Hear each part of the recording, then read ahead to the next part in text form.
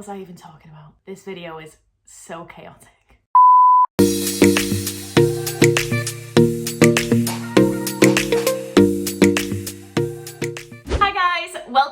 Welcome back to my channel. If you're new here, hello, my name is Laura Jane, and if you don't already, make sure you like and subscribe and comment below to let me know whether you find this video helpful, and let me know what you guys want to see more of. So as you can tell by the title, today's video is all about mental health and our struggles within the performance industry. Now, disclaimer guys, I am not a doctor or a psychologist or anything like that at all. This is all about my personal journey, and maybe this will help you navigate your own journey. And if it doesn't, then that's absolutely fine too. We're all finding our way through life as best as we can and trying to do it with a smile on our face.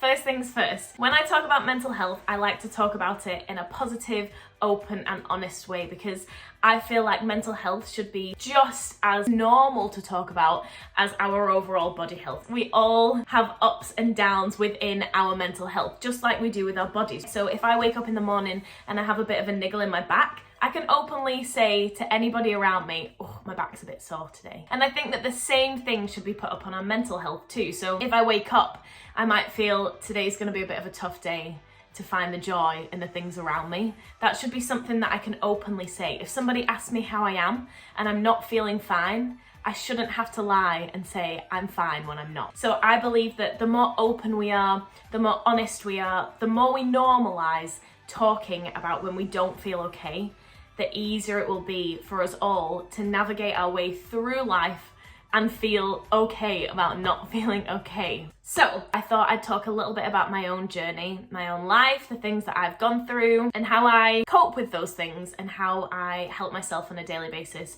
to be a more positive, upbeat and excited about life person. If you knew me 5-10 years ago, I think you'd be quite shocked, because I am not the same person.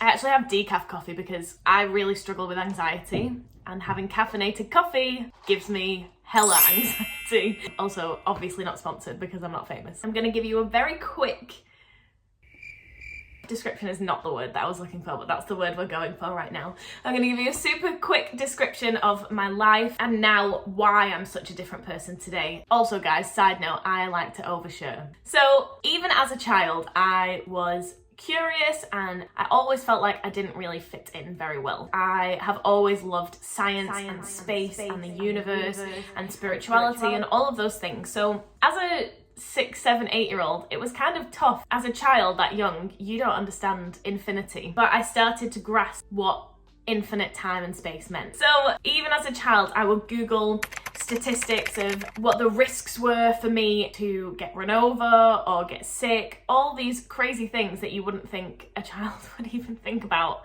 I was thinking about. I struggled a lot to sleep when I was a child, especially in the summer when it was still light outside like it is now. And so as I got older, that curiosity started to grow and grow, especially in science and in space and time. Even now, that's one of the things that interests me most, but it's also, if you ask me what my greatest fear is, it is infinite time and space, because I just don't understand it at all. And if I don't understand something, then that's something that makes me struggle and it gives me anxiety. So I am a big planner, and this started to manifest itself the older I got. So I love having a plan. I liked knowing what was happening. Even things like at school, my handwriting would have to be perfect. My shoelaces would have to be tied perfectly tight. My hair would have to be as tight as it could be, because I like to know that everything was as it should be. And that's something I've struggled with a lot, being a perfectionist, being someone who needs things to be a certain way, and then life does not work like that. When I got to high school, when I went to the Royal Ballet School, I also had all of that mixed in with a very poor self-image. I had lots of different eating disorders, and all of that combined together made me quite poorly. So my mental health at that state was not good at all. I didn't know how to. All I knew was I needed to control my life. And so the only way I knew how to do that was through food. It was the only thing that I could focus on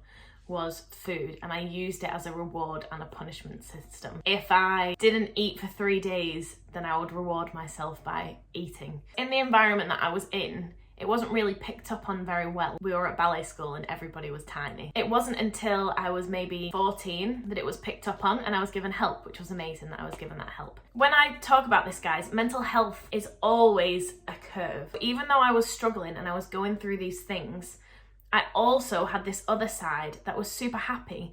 I was very lucky and very privileged to be where I was. I had great friends. My teachers were great. They supported me. They liked me. They were very nice to me. And so it was like there's two sides of a coin. And I do believe that it's always important to be grateful for everything we have.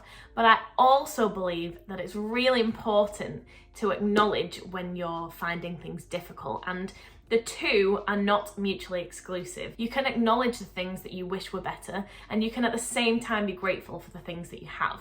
And I think that that's where we get a little bit mixed up. People are always saying, well, you should be grateful for everything you have. Look at what you've got. Why are you not thankful? And you absolutely can be and still be struggling at the same time. And I think that's one of the most important messages that I'd like to get across. So as I got a little bit older, I also had to deal with things like surgeries. I had to decide at a really young age what I wanted to do with my life because I'd had so many surgeries. My body was not the right shape to be a ballet dancer. And although I don't believe that, I don't believe that there is a right shape to be a ballet dancer, that still is how it is in the industry right now. And I think, honestly, it's disgusting. I am not a fan of that at all. I believe that no matter what shape you are, you can do what you love. I do believe that as a performer, you have to be strong and fit and healthy to be able to get through all your shows, but your size does not matter as long as you are healthy. So I had to decide what I wanted to do, and so I chose musical theatre. When I went to Lanes, I really struggled.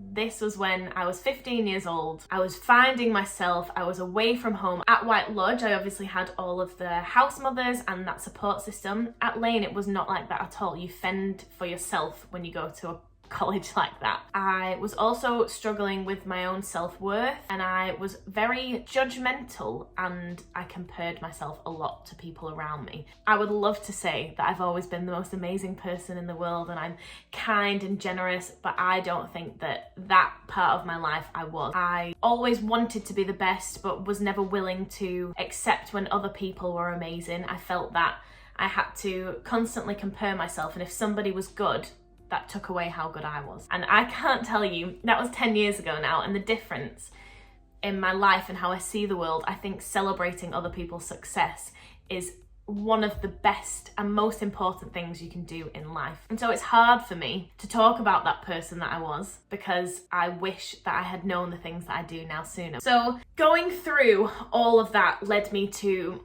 get my first job, go on all of these crazy contracts around the world. And that's really what's taught me everything about life, is seeing all these different cultures, seeing different places, being so lucky to go travel and do what I love at the same time. When I made the decision to come home, I wanted to start something new. I got home and it hit me super hard. So much so that on the way back from a meal out, my heart was beating really fast. Couldn't feel my arms, and I thought I was having a heart attack. So I made Dalton take us to the closest emergency room, and I got in and I was convinced that I was having a heart attack. I thought I was gonna die. I got there and the nurses were actually super calm with me. They just sat me down, I had an ECG, so they checked my heart, all of that stuff, and it turned out that I was actually having a panic attack. And that's the first panic attack I'd ever had in my entire life. And since then, I've had several other panic attacks, and that's just something that now I live with and I cope with. And they're really hard for me. But when that first happened, when my first panic attack happened, I knew that I needed to do something in my life to change, because I couldn't stop worrying all the time that I was going to have another one. I would wake up anxious and I didn't know why. I had no idea why I felt this way. I didn't know why I was feeling worried all the time. I just had this sense of dread. I was about to start a job, so I was driving up to Scotland. It was like a 3-hour drive in the middle of the night, and I nearly had a panic attack in the middle of driving all the way up, and it just took over my life. So I started to research what I could do. Firstly, found yoga and meditation. And I know it's so cliche, but I can't tell you the difference that it made, because it's just about stopping for a moment and just giving yourself time to breathe. Take a second just to feel what's going on inside you is so important. And with today's society and the world we live in, it's scoffed at to feel what you're feeling and accept what you're feeling and understand yourself. And I think that it's very common for people to say, oh, just get on with it, you'll be fine. And I think that that idea needs to change, because I think it's important to recognise when you are struggling. I now have such a different view of the world. I believe in kindness, I believe in compassion, I believe in acknowledging when things are not okay, and I believe that we should strive to help make it normal to talk about mental health and to talk about things like this. So that's my journey. I've always struggled with being a little bit different. I went through a period of my life where I was judgmental and compared myself to other people, and I wish that I could say that that wasn't true. And I think it's important to recognise where we've been and how much we've learnt, and now I am just so grateful that I'm not perfect, guys, don't get me wrong, I am not perfect at all, and I still have moments where I get angry and frustrated and upset, but now I can see why those things, I can take a step back. It might take me a while, but I can eventually take a step back and look at things objectively, and am I reacting to this because it makes me feel bad about myself, or has somebody genuinely done something to hurt me? And I think when you can separate those two things and understand where your feelings are coming from, that's the most important thing. Okay guys, that is the end of this video. I feel like it was super chaotic and it's gonna take me quite a while to edit, because I literally was like here, there and everywhere with what I was talking about. But I hope that you found some of this helpful. I hope that you can take away some of the advice. I hope that knowing a little bit more about me and my journey and my life can help you guys in some way. And always, if you have any questions, my DMs are always open. Like I said, I'm not a doctor, I'm not a psychologist, nothing like that, but I have been through it and I can definitely help you guys if you need it. So make sure that you like, subscribe, comment, all that stuff, turn the notifications on, etc, etc, etc. Thank you guys so much for watching, and I will see you really soon with a new video next week. Bye guys.